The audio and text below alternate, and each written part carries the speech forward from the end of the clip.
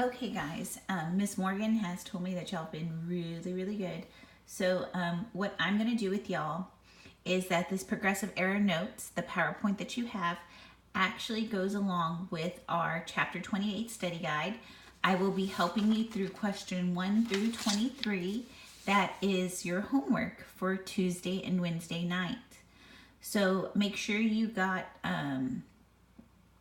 your study guide and you have the PowerPoint so I could help you through this.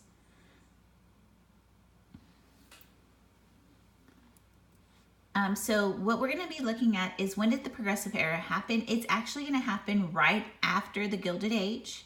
The Gilded Age is a time period that we just went through in the last test, and we saw all the corruption. And so these people are going to be addressing what went on from the Gilded Age from 1865 to 1900, and they're going to ask for reform to fix those issues. So our progressive presidents, we see are Roosevelt, Taft, and Wilson.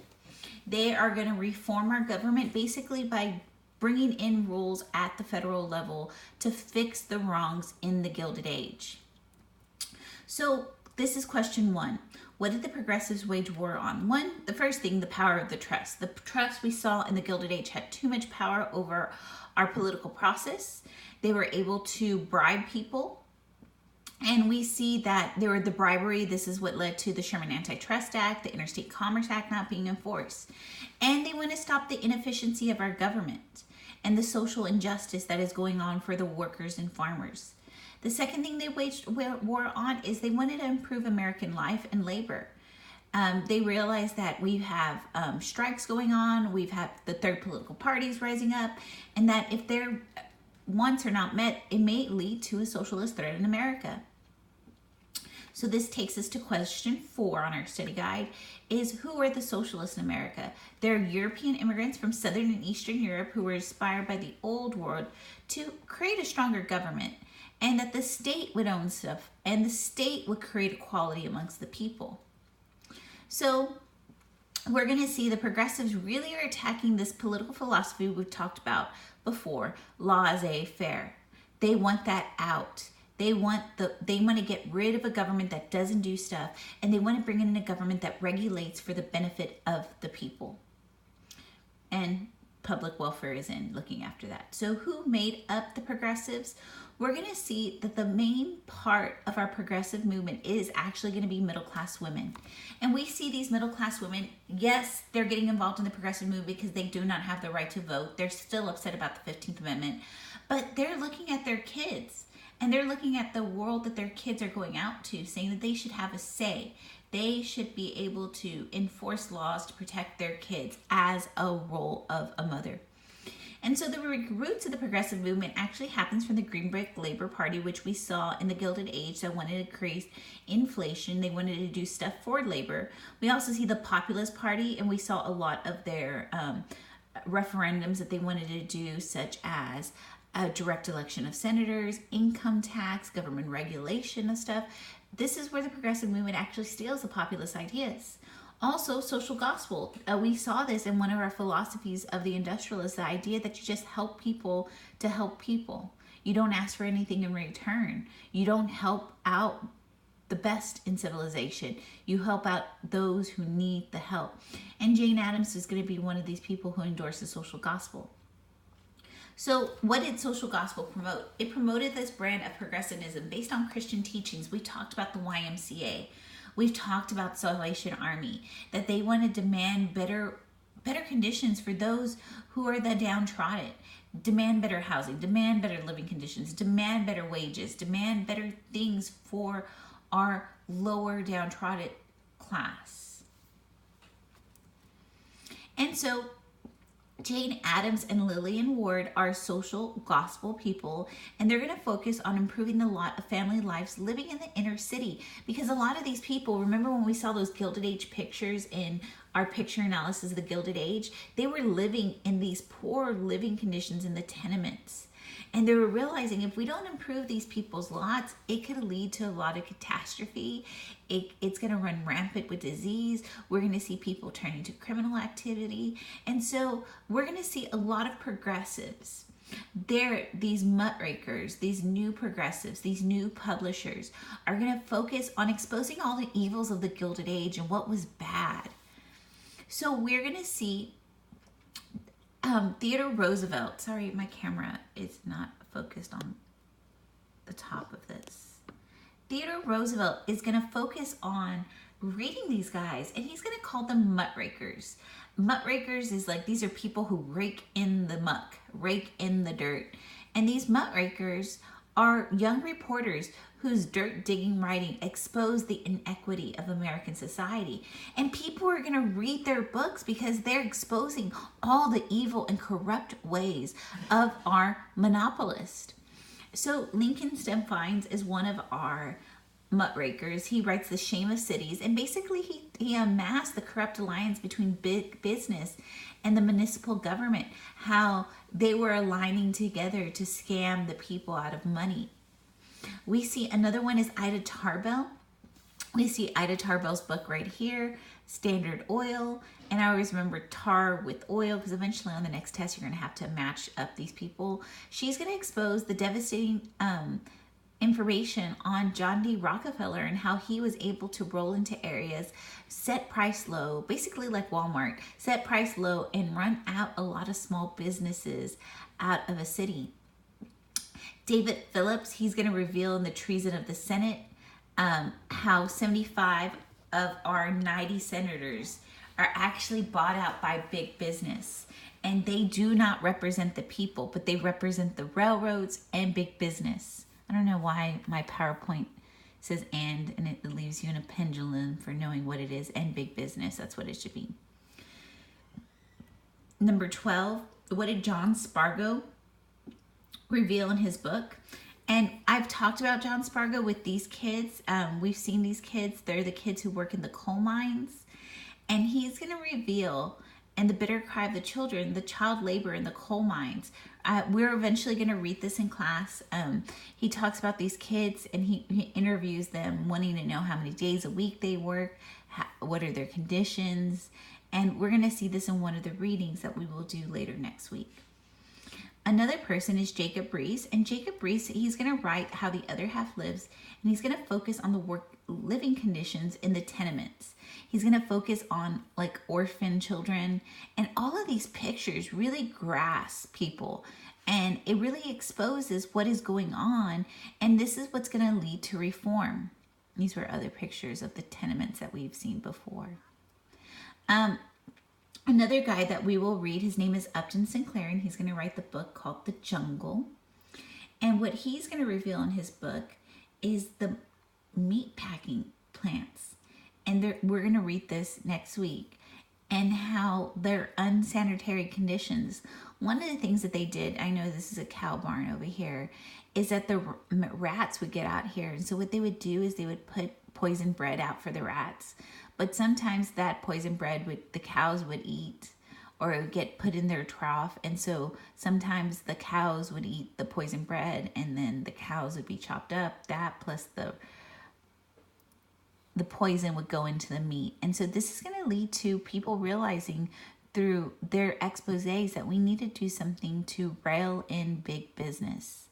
Some other muckrakers that y'all have to know is Theodore Velbin. He talks about predatory wealth and how the rich, they're really rich, and how they basically, with their amount of money, can buy off people in Congress and be able to maintain being the big business and not allowing for other small businesses to thrive. And Theodore Dreiser is going to talk about the trust. He's going to reveal that like all of these trusts, such as Imperial Sugar, take smaller farmers together so they could act like a big monopoly. He's going to reveal about Standard Oil. He's going to do this with the steel industry as well. So this is just some reflection questions. Do you think these authors are going to be successful? Do you think that people will want to read all the dirt they're digging up? And most of you are probably thinking, of course, they're probably going to be successful because people want to hear the bad. And people will read their books by the hundreds. Their sources, anytime, and I know we're talking about sources, anytime we put something in a book and you say something about someone, you could run you could run into a problem if you're being unfactual. They could sue you for slander or libel. So when these people put these stories together in these books, they're running up against people who have millions of dollars that they could sue them. So they're going to make sure their sources are very valid. And we're going to see the progressive movement begin at the local level and the state level, because that's where people have the most power. So the two goals of the progressive movement is, one is to regain power that had slipped away.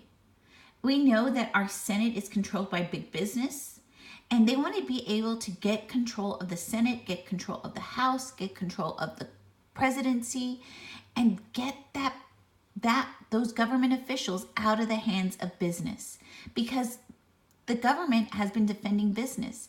They have been allowing business to run under laissez-faire. They haven't been enforcing the Interstate Commerce Act or the Sherman Antitrust Act. Last thing is they want to root out graft. And graft is the bribery. And they want to bring back earnest politics. So we're going to look at some reforms that happen at the local level. First one is the direct primary. And this is where voters of a political party get to nominate their candidate for office. So we see this every 4 years in August, when the Democrats and the Republicans get to choose who their candidate is for the presidency. And we see that this happened actually last April in Ellis County, when people were running for a lot of positions. Whoever got the most votes, the party money went to. So the direct primary gives more power to the people to choose their candidate in office. Initiative, we saw this with the populace. They wanted to propose new laws by the people directing it, not lawmakers. Referendum, we see it's a law proposed to the people to vote on. So such things as taxations are always referendums. Recall, we saw with the populace, is getting to remove an elected official from office. So I know I have Arnold Schwarzenegger right here. That's how Arnold Schwarzenegger became governor in California. The governor before him was actually doing some illegitimate things, and he got removed from office. And so the recall of the former governor led to Arnold Schwarzenegger being able to be the governor of California. We also see the Australian ballot is introduced, and the Australian ballot is the secret ballot. And this is number 17. I didn't mark that on y'all's study guide. It's number 17. And we know that this is going to be help from issues of the Gilded Age, where the party bosses were forcing immigrants to vote a certain way, and also how factory bosses were telling their workers, you either go vote Republican, or if a Democrat gets elected, don't come up to work tomorrow. So why is it introduced? There's number 17, to stop the bribery of political machines and boss rule and factory bosses. So there's 17. I knew I marked it somewhere. Okay, so why did the direct election of senators get backed by progressives? We're going to see it's going to stop the scandalous intimacy where the greedy corporations are bribing congressmen not to enforce rules, or to create rules that benefit the business and not the workers and not the consumers. So the 17th Amendment will be introduced, and this is what provides us to elect our senators. And so we just recently saw this with Ted Cruz versus Beto O'Rourke, that the people of Texas decided Ted Cruz is our man, and that's because of the 17th Amendment. Okay. Other state and local reforms is the development of our local politics. We're going to move away from relying all of the power being in the city mayor. We're going to move to a city manager system and a city council. And basically it takes the government out of the hands of the mayor, who's been corrupted by political machine. And people are upset because of the inefficiency. And actually where this takes off is in California, because in 1903, Isaac Storm, it's a huge, massive hurricane that occurs on the coast of our coast of Texas. It floods Corpus, and they realize that the mayor is in the hands of the political machine, and by implementing the city manager system and the city council system, they're able to whip Corpus back into shape and Galveston back into shape and clean out the city. Some other leaders that we have to know is Robert Lafayette. He is a governor of Wisconsin, and he's going to regulate the railroad, public utilities, and the lumber industry. Harry M. Johnson, he is actually a governor in California, and he's going to regulate the railroads because he knows the pulls that they're able to create a virtual monopoly. And lastly, Charles Evans Hughes, he is an inspector who is going to investigate the malpractices of the gas and insurance companies in the coal industry. And basically, all of these guys basically take down big industries, which is helpful to the consumers because prices decrease. Another amendment that's created at this time is temperance. We're going to see it comes out from this temperance movement that alcohol is leading and beer is leading to the downfall of America. And so many people, which we've seen in American society, are going to say that we need to have dry laws, and this is what's going to result in the 18th Amendment, which is prohibition, which will last up until 1933. Another reform is suffrage. We've been seeing women upset since the Civil War and Reconstruction that they weren't able to get their right to vote, and so we're going to see that women are going to say their only reason why they should be able to vote is to extend their role as mothers to protect their children. And we will see that eventually this will lead to the 19th Amendment, which secured women's suffrage. We've also talked about this, the Triangular Shirtwaist Factory. We're going to read about this story about this factory that they had locked the doors on the women to make sure that they didn't get out because they were working 12 to 14-hour shifts. This was supposed to be a fireproof building, and it wasn't.